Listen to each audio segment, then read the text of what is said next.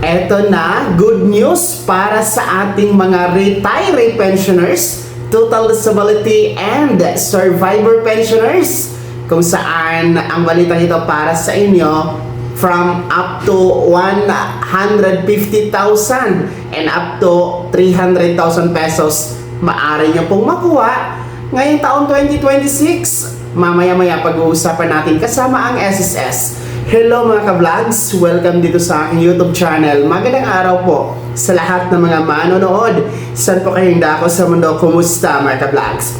So eto na nga po, no, makinig kayo mga retiree pensioners and survivor pensioners dahil para po sa inyo ang magandang balita na ito, no, lalong-lalo pa ang ating mga survivor pensioners sapagkat ang SSS po ay meron pong update regarding po sa inyong isa sa benepisyo na para sa inyo. Kung ano po ito at magkano ang maaaring makuha, narito po, pakinggan ang SSS na sa katauhan po ni Sir Carlo Villacorta. Sir Robert, Miss Doris, maaari ko po bang samantalahin? Bagong labas din po kasi yung Expanded Pension Loan Program ng SSS, Sir Robert, Miss Doris. Paano yan, sir? Ibig sabihin po, ngayon, simula na po ngayon, pwede na pong humiram ng mas malaking halaga ang mga retirement pensioners sa SSS. Hanggang 300,000 na po ang pwedeng utangin ng retirement pensioners under the Expanded Pension Loan Program. Depende po sa halaga ng buwan ng pension na inyong natatanggap. At ngayon din po, yung survivor pensioners ay maaari na ring umutang sa SSS sa pamamagitan ng aming pension loan program. Sa kanilang hanay naman po ay hanggang 150,000 pesos po ang pwede nilang utangin under the pension loan program. So sa ating mga nasalantang mga miyembros ng bagyo o ng earthquake, option din po yan kung kayo po ay pensioner na, Sir Robert, Miss Doris. Gaano katagal po babayaran?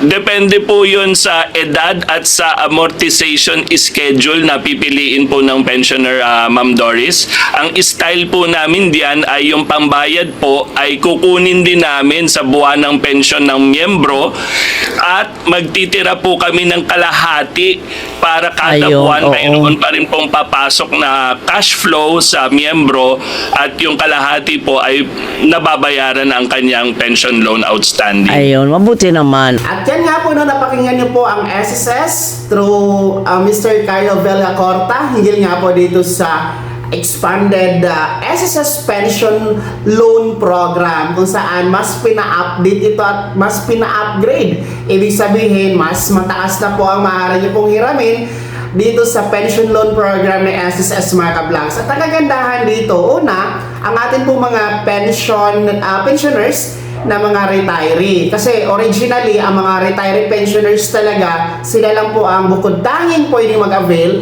ng pension loan program. Ang kagandahan ngayon kasi mas pinataas ang maaring hiramin ng ating mga retiree pensioners, no, up to 300,000 pesos na. Depende po ito kung magkano po ang buwan ng pensyon na yung tinatanggap kay SSS. Okay? So, lilinawin natin na hindi po lahat maaring makapag-loan ng up to 300,000 pesos. Kasi nga, depende po sa monthly pension. Halimbawa, yung inyong monthly pension ay nasa mababa lamang. Halimbawa, yung mga nasa 10,000 below, hindi talaga aabot sa 300,000 pesos. Pero kung ang pension niyo monthly nasa 20,000, ayan, posible po, maaari po na aabot po yan ng up to 300,000 pesos. So, depende po yun sa computation, mga ka-vlogs. Yung inyo pong pension loan, mga retiree pensioners, ay inyo po yung babayaran sa loob ng 24 months or equivalent sa 2 taon. No?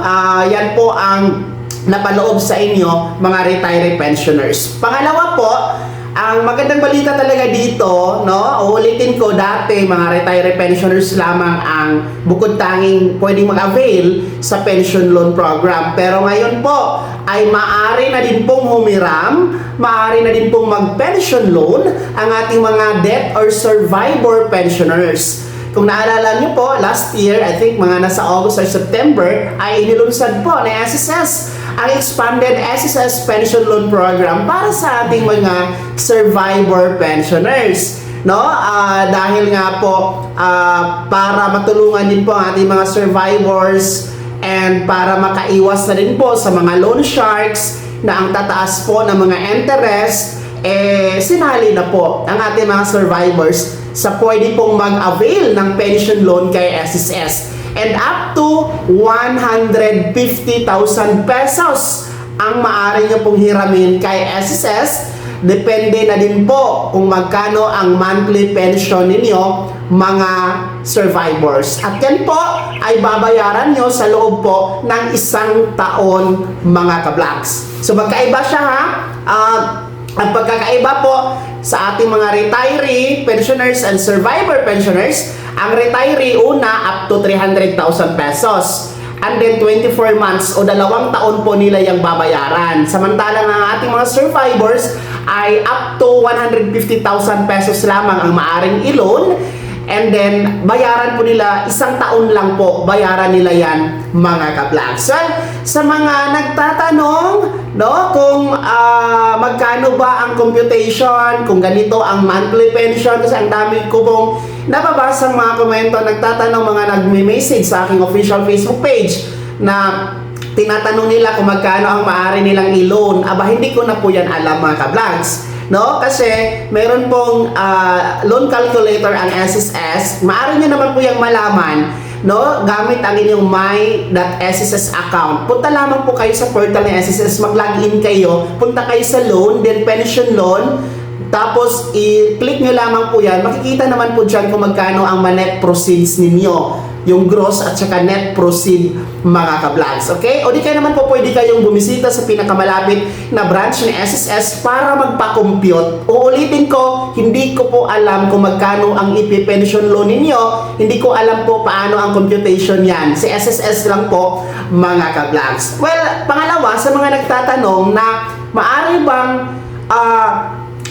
bang mag-avail ng pension loan, lalo-lalo pa yung ating mga survivors, no? Maaari bang mag-pension loan sa SSS na nakasanla pa yung ATM doon sa mga loan sharks? Well, ang kasagutan, hindi po. No, tapusin nyo muna yung inyo pong loan doon sa mga loan sharks, sa mga lending institution.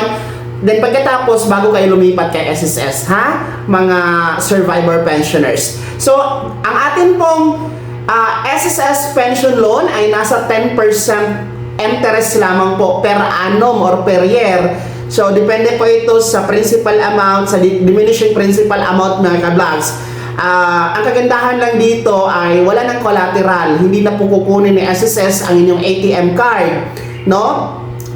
Kanina, binanggit naman po ni Sir Kylo Villacorta na ang paraan ng pagbabayad ng inyong pensyon ay pension loan ay kukunin din po sa inyong buwanang pensyon. No? Halimbawa, monthly pension ninyo, yung kalahati i-deduct doon sa pension loan at ang kalahati ititira sa inyo nang sa ganun meron po kayong magagamit, mga ka-vlog. So, maganda siya kasi less hassle, mababang interest, protektado po ang inyong pensyon, no? At wala pong collateral, napakabilis ng approval, no? Pag nag-apply kayo through online sa inyong my.sss account, antay lamang po tayo ng 3 to 7 working days ni SSS, maki-credit na po, madideposit na sa inyong ATM card. Kaya apply na po kayo, mga ka-vlogs. Sa mga gusto lang naman, paalala po, ang pension loan program ng SSS, utang po ito na kailangan nating bayaran. Kaya kung kailangan nyo lang po, or in case na nasa emergency po na kailangan nyo talaga, you can apply